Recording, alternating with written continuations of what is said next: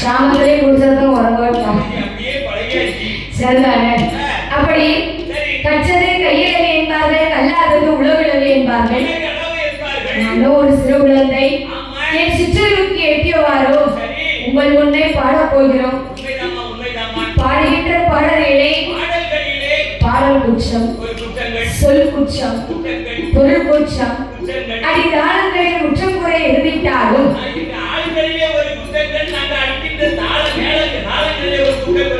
ஆமா அப்படி சரீர உச்சங்கள் குறை இருந்துட்டாலும்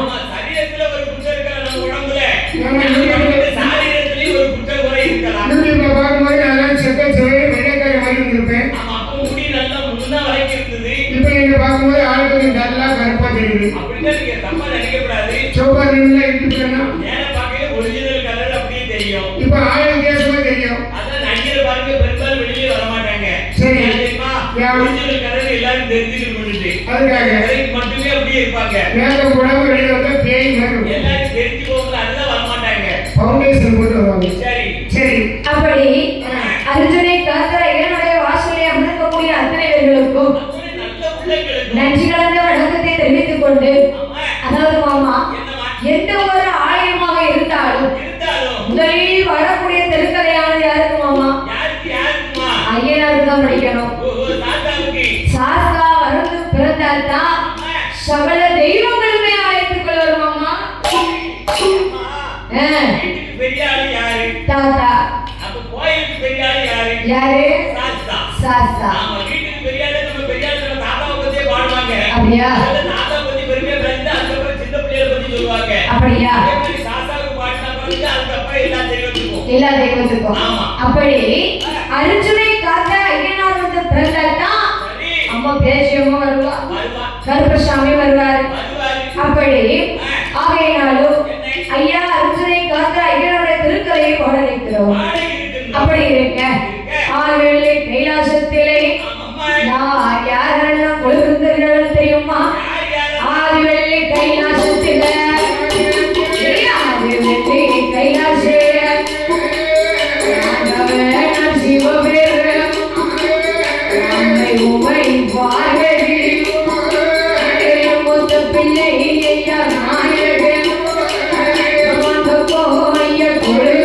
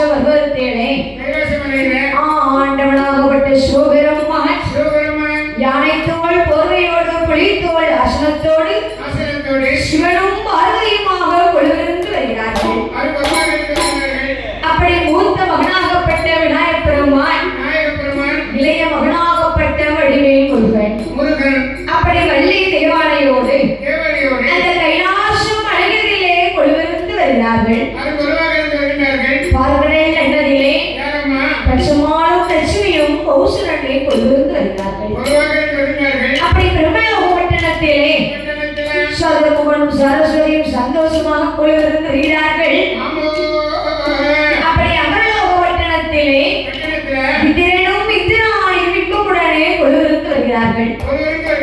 அப்படி ஆண்டவனாகப்பட்ட சிவபெருமான் ஓர் அறிவு முதல் 6 அறிவுடையவைகளை எல்லாம் படைத்துள்ளார். எறும்பு முதல் ஆணை வரை 84 லட்சம் கோடி ஜீவராசிகளை எல்லாம் படைத்துள்ளார். அப்படி ஆண்டவனாகப்பட்ட சிவபெருமான் இருக்க கைலாச மலைகளிலே குழுவிருக்க இன்னொரு நாடு என்ன நாடு தெரியுமா? நாட்டிலேயும் நல்ல நாடு, நாட்டிலேயும் நல்ல நாடு, அவளர்கள் புகழும் நாடு, புகழமல்ல பொழியும் நாடு, அதே புரிந்தது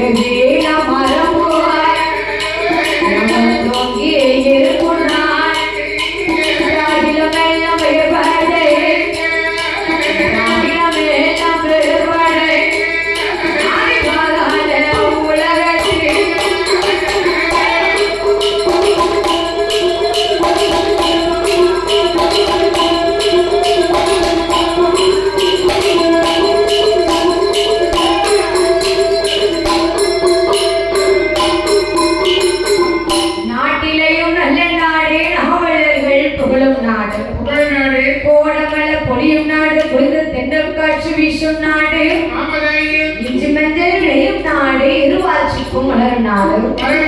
அப்பேற்பட்ட நாடு என்று பார்த்தால் அதுதான் அகில உலகம் எல்லாம் பெயருடைத்த ஆதி பாதாள உலகம். அப்படி பாதாள உலகத்திலே அரக்கர் குலத்தின் வேந்தராக சிவா மன்னனும் ரத்தக்கண்ணி பெண்கொடியானவளோ அந்த பாதாள உலகத்திலே எப்படி ஆண்டுகள் தெரியுமா? மன்னவரும் மனைவியும் மன்னவரும் மனைவியும் உடன் ஆண்டுவார் தேவையுமா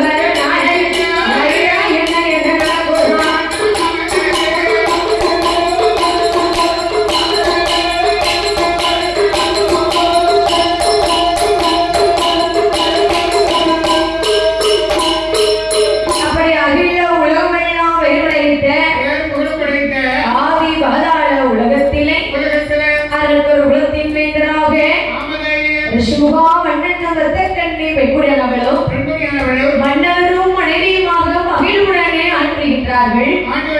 கொண்டவனும் தேவியுமாக குணமுடனே ஆண்டு வருகிறார்கள்.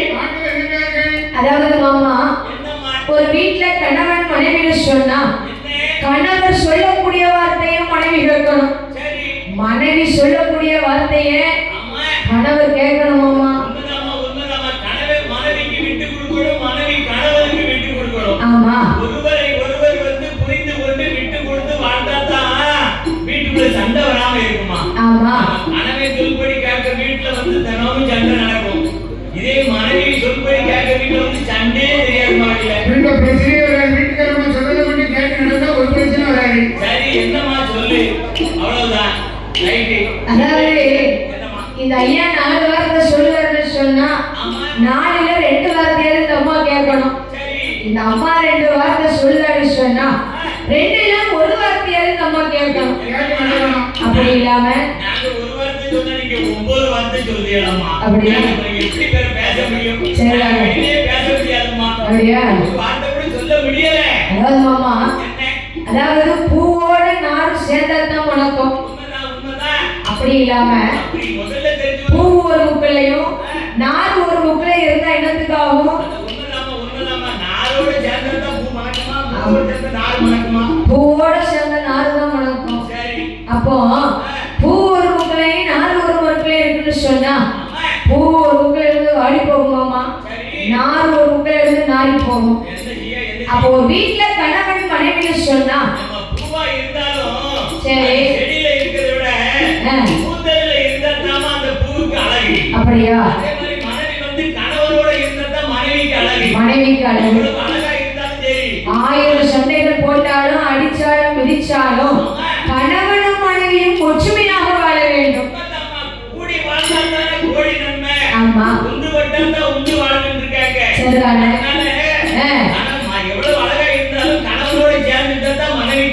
மனைவிக்கு அழகு.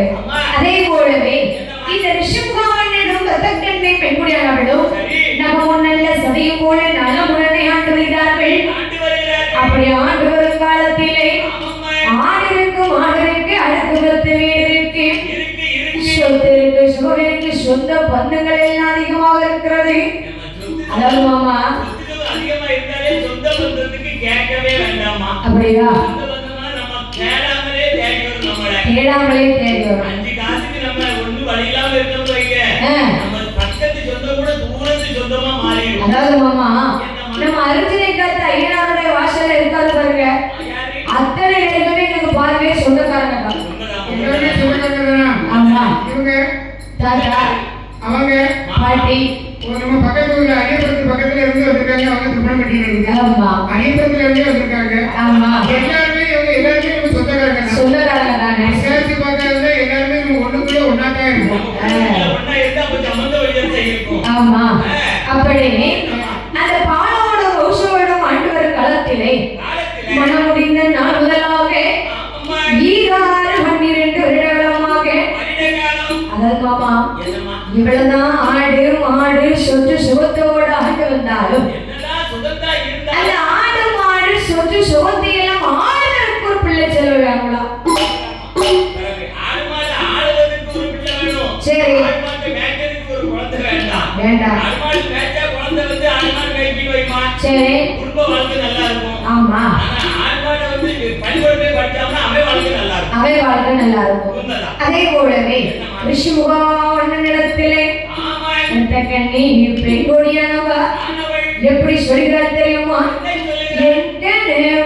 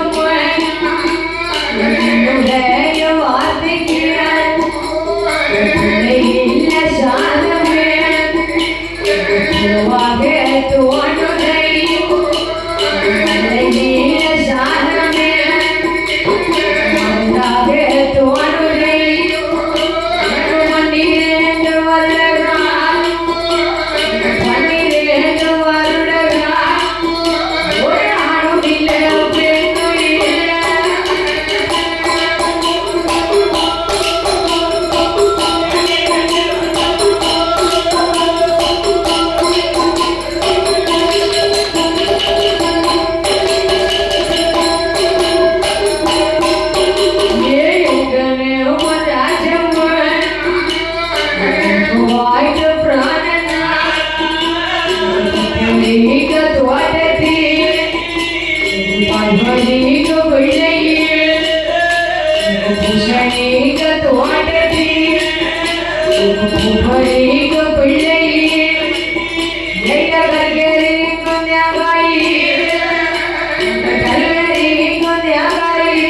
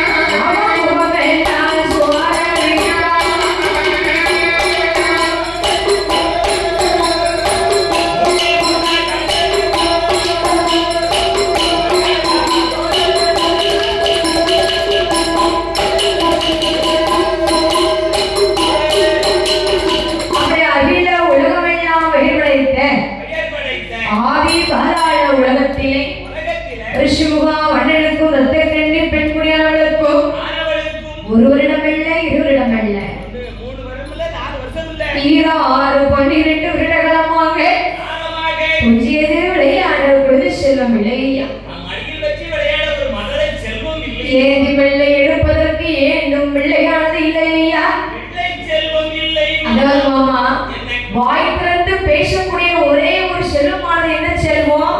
வாய் திறந்து பேசக்கூடிய செல்வம் வந்து என்ன செல்வம்யா? அதுதான் பிள்ளை செல்வம். அப்ப மனைவி செல்வம் வாய் திறந்து பேசாதா? மனைவி வாய் திறந்தாலே மாப்பிள்ளை தான் காதை மூட வேண்டியிருக்கு. வேற என்ன பேசுறீங்க? அப்ப பெரிய செல்வம் வந்து மனைவி செல்வம் தானே. நான் மைக்ல எவ்வளவு பேசுறீங்க, வீட்டுல போய் பேச சொல்லுங்க பாப்போம். மனைவி செல்வம் தான் மாபெரும் செல்வம். வீட்டுக்காரமா சொல்றதெல்லாம் பேசாம கேட்டுக்கிட்டு போய் தான் நம்ம கதையே ஓடுது. உண்மைதான் ஐயா. அப்பதான் வெளியே தெரியாம வண்டி ஓட்ட முடியும். அந்த காலத்துல வீட்டுக்காரரை கண்டா வீட்டுக்காரமா வந்து கைகாலெல்லாம் நடுங்கிச்சுது. அந்த வீட்டுக்காரருக்கு அப்படின்னா உடனே சாப்பாடு வைன்னு அர்த்தம். அந்த சிறுமலை வந்து கண்டுபிடிப்பாங்க பாட்டி மாதிரி. என்ன செய்ய அப்படின்னு அர்த்தம். ஆனா இந்த காலத்துல அப்படின்னா போய் வீட்டுல சிறுமாரி இருக்கிறதுல என்ன இல்ல, இன்னைக்கு ஒரு சவுண்ட் ஒரு வித்தியாசமா கேட்கு. என்ன செய்யணும்? எனக்கு சிறுமதின்னு எங்களுக்கு தெரியும். பேரை சொல்லி ரொம்ப ஃப்ரெண்ட்ஷிப்பா இருக்கக்கூடிய காலம் இப்பமா இருக்கு. ஆமா, உண்மைதானே. அந்த காலத்துல அத்தாவும் வாயிலே கூப்பிட்டுருக்காங்க. சரி, ராசான்னு கூப்பிடுவாங்க. ராசா முறையா அப்படிம்பாங்க. வீட்டுக்காருக்கு அவ்வளவு மரியாதை கொடுத்து கூப்பிட்டாங்க. இப்ப எப்படி சொல்லி கூப்பிடுறாங்க? வீட்டுக்காரம்மா வீட்டுக்காரரு நட்டமா நின்னா வீட்டுக்காரம்மா கீழே உட்காரம்னாங்க. ஆமா, வீட்டுக்காரரும் வீட்டுக்காரம்மாவும் சரிக்கு சமமா இருக்கக்கூடாது. உட்கார்ந்த பெரிய இல்லையா, கணவன் நான் போன திசையை நோக்கி காலை நீட்ட மாட்டாங்களாம். வாயை திறக்க மாட்டாங்க, மறுவாரத்தை பேச மாட்டாங்க. அப்படி இருந்திருக்காங்க மனைவி மாறு. அதாவது மாமா, அந்த காலத்துல எல்லாம் தாத்தா வேலைக்கு போயிட்டு சாயங்காலம் கலைப்பா வீட்டுக்கு வர வச்சுக்கிடுங்களேன். பாட்டி என்ன தெரியுமா செய்வாங்களாம்? என்ன செய்வாங்க? தாத்தாவுக்கு பிடிச்சதெல்லாம் சமைச்சு வச்சு அப்படி ஒரு கையில துண்டல் எடுத்து வாசல் அப்படியே எதிர்பார்த்துட்டு இருப்பாங்களாம். எப்பதான் வருவீங்க அந்த ஒரு நொடிக்காக